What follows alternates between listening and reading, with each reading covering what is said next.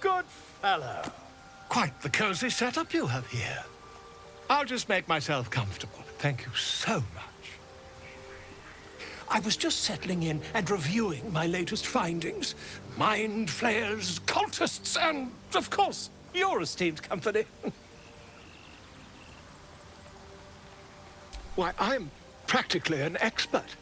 They've tentacles, you know? Quite shocking. The druid Halson had some kind of mind flare specimen in a jar in his quarters. A replica, no doubt, but truly fascinating to see up close.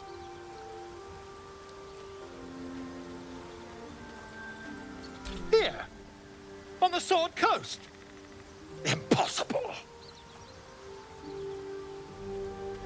That can't be. You're mad! But, tell me, have you noticed any residual psionic malaise since the alleged encounter?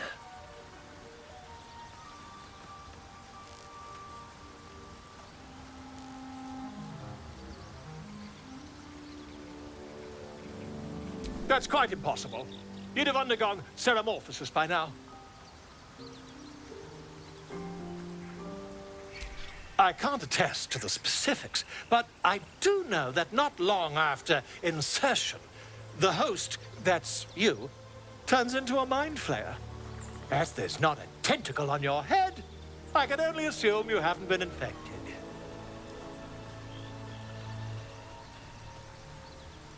If what you say were true, you'd be a mind flayer by now. You? Infected by a mind flayer? Ridiculous. Isn't it?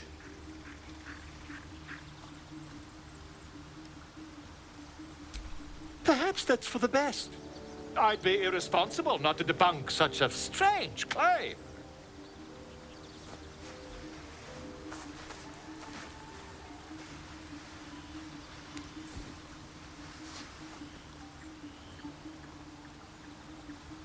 If I just peer in your eye, I could quickly... Oh, dear sweet gods!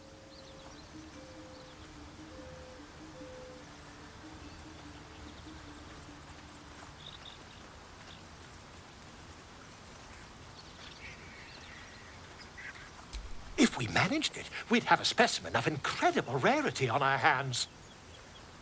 I'll need to research the particulars, however. Give me a bit of time, and I'll have this little issue sorted.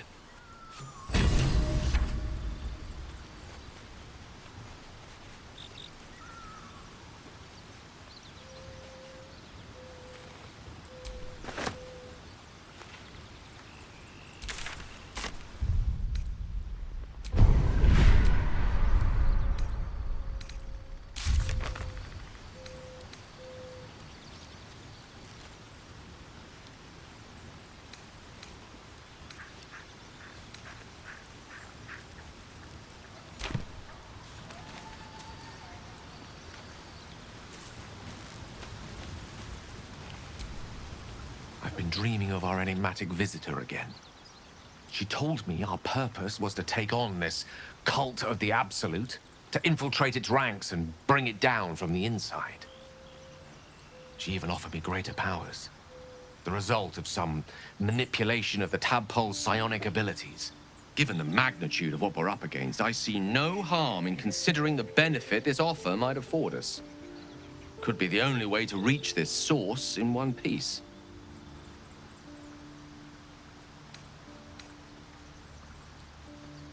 I admire the vigor with which you uphold your principles, but I would remind you that the evils of the Absolute are far greater than any moral compromise we might make by using our tadpole's full potential. Your confidence in our existing capabilities is quite rousing, though. Perhaps that spirited enthusiasm will be strength enough to subdue the cult when the time comes.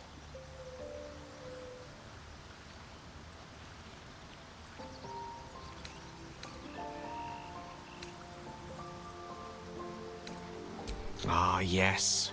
Karsus. Karsus was perhaps the most powerful wizard that ever lived. The child who would be a god, the elves called him. And he tried. With a spell of his own devising, he endeavored to usurp in one fell swoop the power of the goddess of magic. Mistral, she was called then. Imagine what it must have felt like. To be a god. To know yourself, to be untouchable. To be mistaken. As Karsus aimed his spell at her, she began to unravel. And with her, the entire weave. Too late did he realize what he had unleashed. It would have been the end of everything had not Mistral sacrificed herself. The goddess of magic is all magic. By dying, the entire weave was lost, and the spell that challenged a god failed. It was the end of Mistral, the end of Karsus, and the end of an entire civilization. As the child who would be a god was turned to stone, his empire came crashing down around him. The floating cities of Netheril were no more. An event that came to be known as Karsus's folly.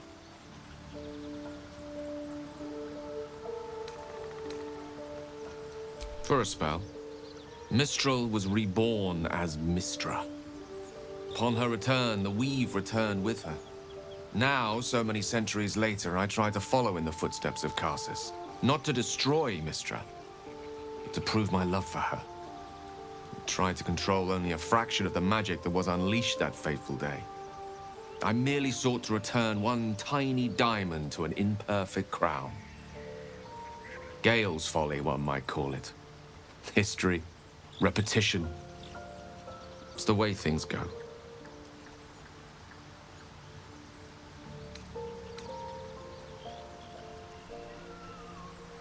If it should ever come to that, if I ever know I am no longer able to stop it, I will do anything I can to ensure no one but me pays for my mistakes. I will find the remotest place on the surface of Faerûn, or perhaps far below in the depths of the Underdark. I will await that death, alone. I promise I will not betray your trust. You kept me by your side despite the menace that I am. If worst comes to worst, I will be long gone before the curtain falls. I know what it is to hunger. And I know what it takes to keep that hunger under control. He's done that so far, despite his condition. So long as he sates his appetite elsewhere, I'm happy to give him the benefit of the doubt. I question the wisdom of that decision, but so be it.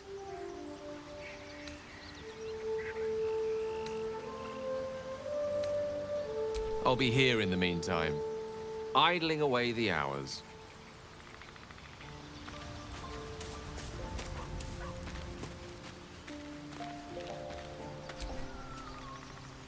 Another visit from the Golden Paladin. It said we'll get the answers we need about the tadpole if we infiltrate the cult. Indeed.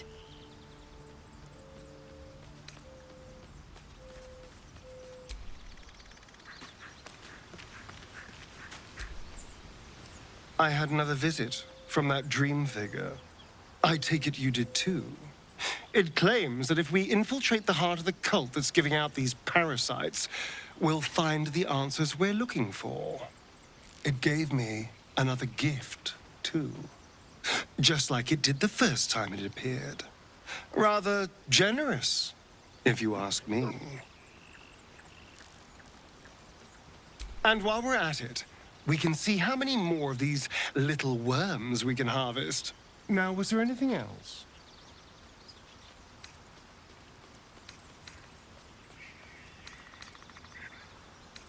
Why do you insist on exhuming the past?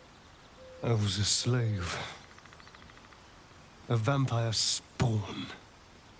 Kept by the Tsar family. Perhaps I still am. I was never able to resist their commands. But now, I've been conveniently lost. They won't ever control me again. It's simple. Just find a vampire that will drink your blood and turn you into a vampire spawn. Their obedient puppet. In theory, the next step is to drink their blood. Once you've done that, you're free and a true vampire. People think the biggest threat to a vampire is a cleric with a stake. It's not. The biggest threat to a vampire is another vampire. They're scheming, paranoid, power-hungry beasts. So why would any vampire give up control over a spawn to create a competitor? Trust me, it doesn't happen. I've already apologized. What more do you want? Unless you're looking for another nibble. Fine. As long as I don't have to go back to animal blood. It's muck. But now that you know what I am, I can fight with all my weapons, teeth included. And if I happen to drain the occasional bandit, what's the harm?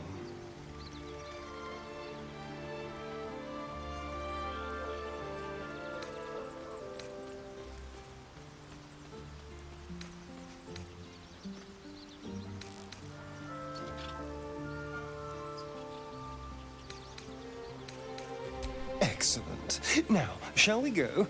I'm already feeling a little peckish.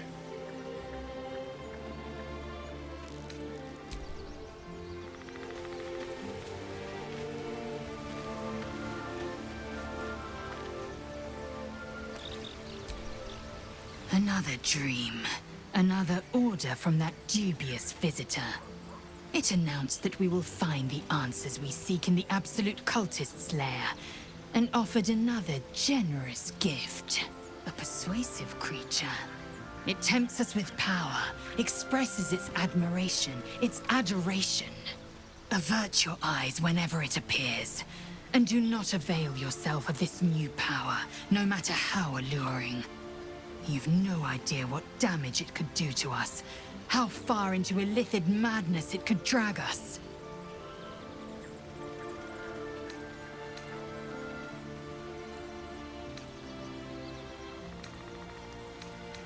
Battles are won with swords, not mind games born of brainworms.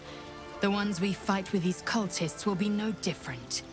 And there will come a battle, of that I'm most certain. The one truth that fell out of the dream figure's cankered lips.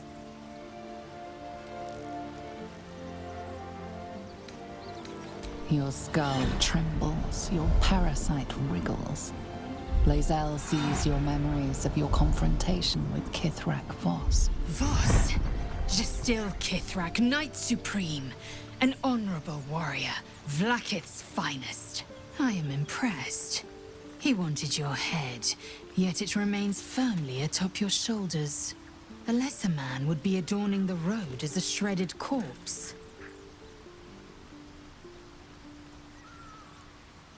If by nice you mean truthful, then consider me positively pleasant. Now, to the point. The creche is not far from where you met Voss. We must go there immediately. Unless, of course, you'd rather sprout waxy tendrils where there were no tendrils before. Keep me at your side, and I will invoke protocol. It is my people's duty to aid infected Githyanki. Had I been traveling with you, we might have avoided the Knight's fury.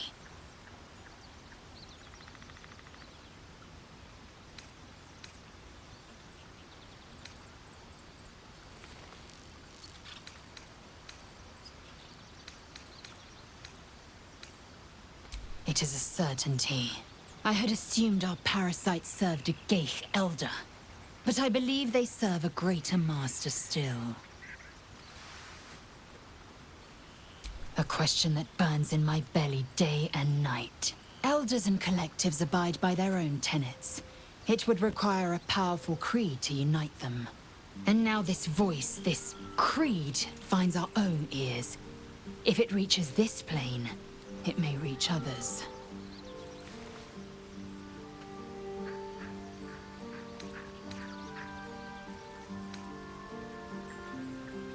It is over where I am concerned.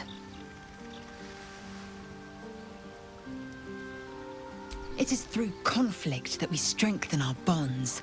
Yet I do not recommend Shadowheart seek it again. The next resolution may not end in her favor.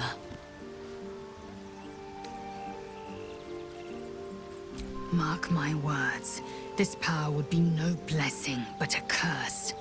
You might as well ask me to gouge out my eyes for the promise of sight, or slice off my tongue for the promise of taste. Consume all the gate tadpoles you wish. I'm not so craven. Gladly. If you must know, Vlaakith requires everything of her children. I can't count how many bruises I've inflicted. Can't measure how much blood I've drawn in the Undying Queen's name. I know only blood red and death black. My mind is silver, and my body steel. I am what I must be, say what I must be, to survive every beast I face and every wound I bear.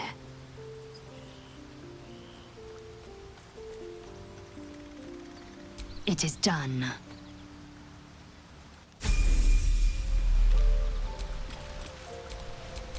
Action, not reaction.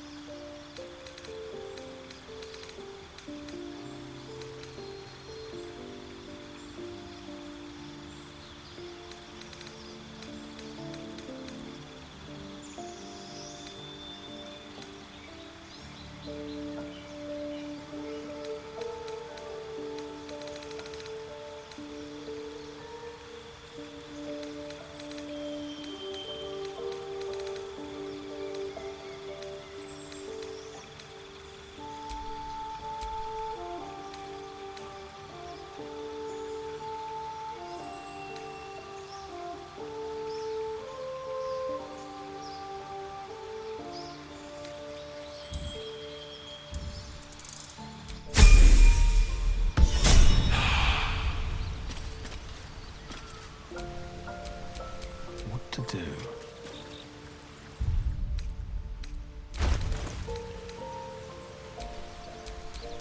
Assume nothing.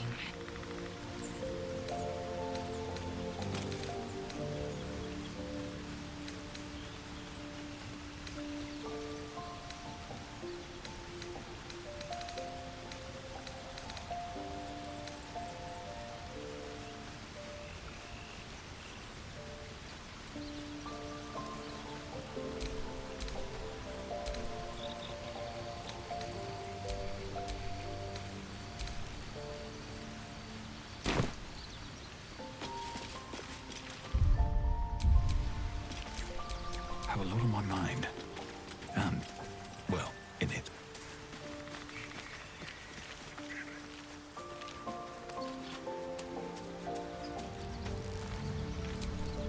What am I to do?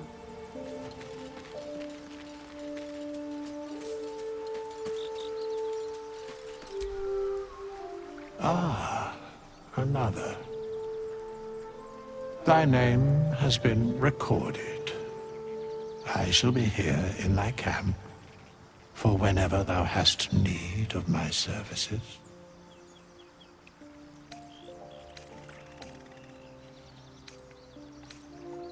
As thou desire.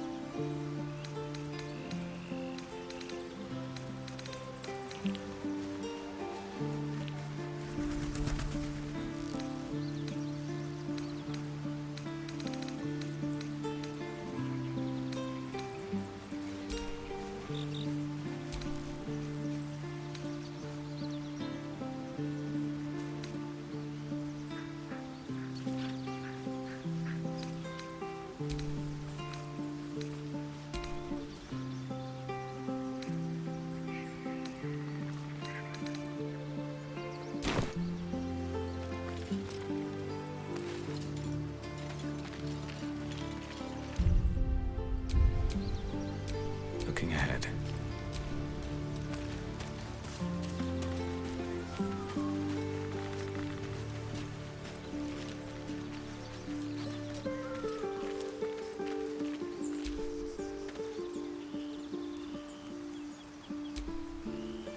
I had another dream. Which, I suppose, means you did as well. Whoever's reaching out to us truly does seem opposed to the Absolute, but wants us to embrace the tadpole. Venture right into the heart of the cult. Perhaps we truly have a secret protector.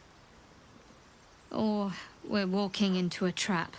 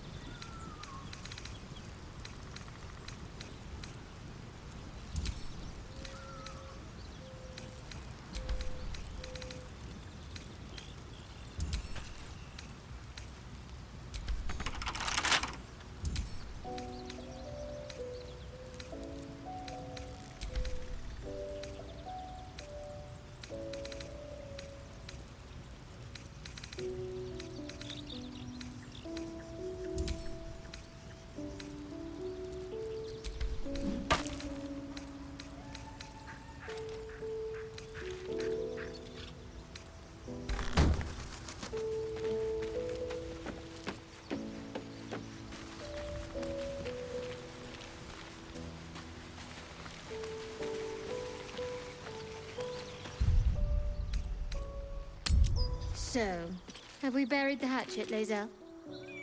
No. Why would I bury a weapon? Is it broken?